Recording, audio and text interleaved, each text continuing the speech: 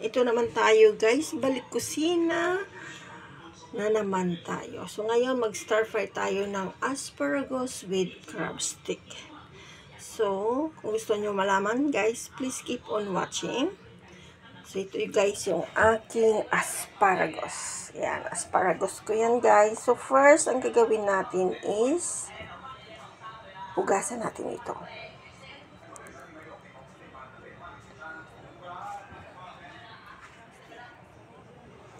Hinugasan natin ito sa malinis na running water. So, ayan.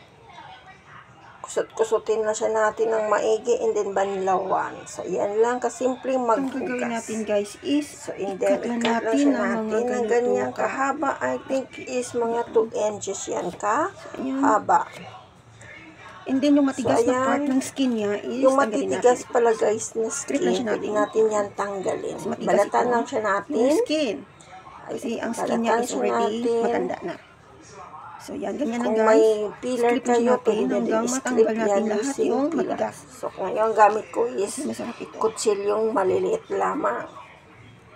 So, ganyan lang magbalat. Siguro alam niyo naman kung paano magbalat. So, ayan guys. Nabalatan na siya natin. So, ayan. And then, ayan, after natin magbalat guys, linisin so, natin ang ating chopping board. Ayan. Cut naman tayo uli. Para slice na lang tayo. May konting natirang matigas na balat. So, tanggalin natin. Ayan. So, chop naman tayo. Ayan, chop lang natin lahat yan hanggang maubos natin chop lahat ng asparagus.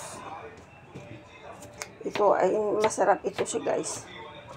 Gusto ko itong asparagus. And then after that, set aside natin. And then, naka-ready na ang ating crab stick. And then yung ating ginger and garlic. So yung crab stick ko guys is nakat ko lang into half. So, actually guys, yung spring onion or scallion is not, hindi dyan kagrupo ng aking iluluto para yan sa fish.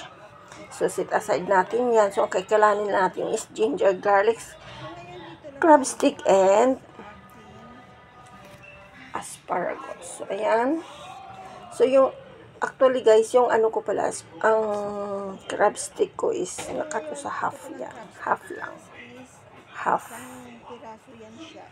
Ayan, hanap tayo dito ng isang buong ayan, puzzle.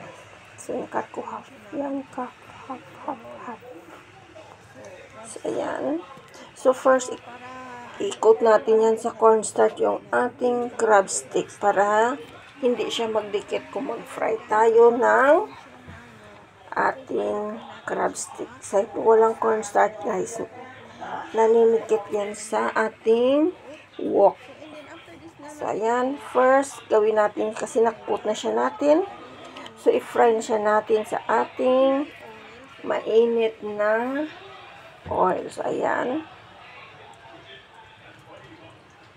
I-fry na natin yan hanggang magiging golden brown both side.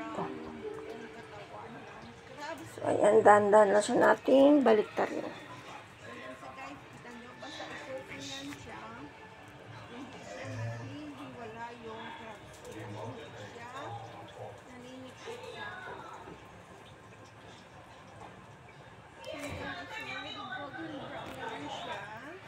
So, after yan, mag-golden brown siya both side, guys. So, patagilid lang siya natin. And then, after that, lagay lang tayo ng ginger and garlic. So, stir-fry lang siya natin. So, stir-fry tayo ng ginger and garlic lang, guys. So, yan.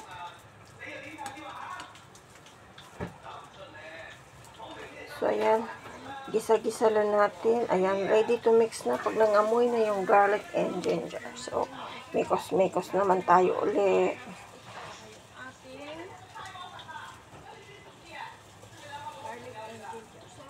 So, and then after that, ilagay natin yung ating asparagus. Ayan, mekos-mekos lang tayo uli. And then, lagay tayo ng sugar. Salt. Tantiameter lang na yan, guys. Tantiameter. Lagay tayo ng black pepper. Tansya lang yung guys. Kunti-kunti lang. And then, maglagay lang tayo ng konting water. So, kung may broth kayo dyan, either shrimp or chicken broth, it's okay. Pwede yan. Gamit instead of water.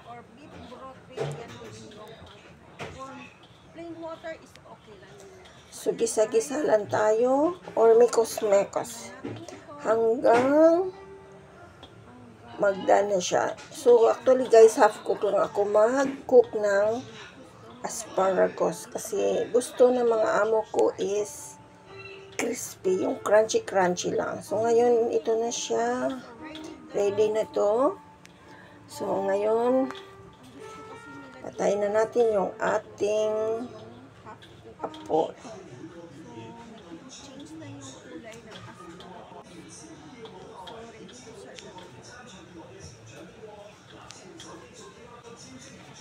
So, ayan. Ready to serve na, guys.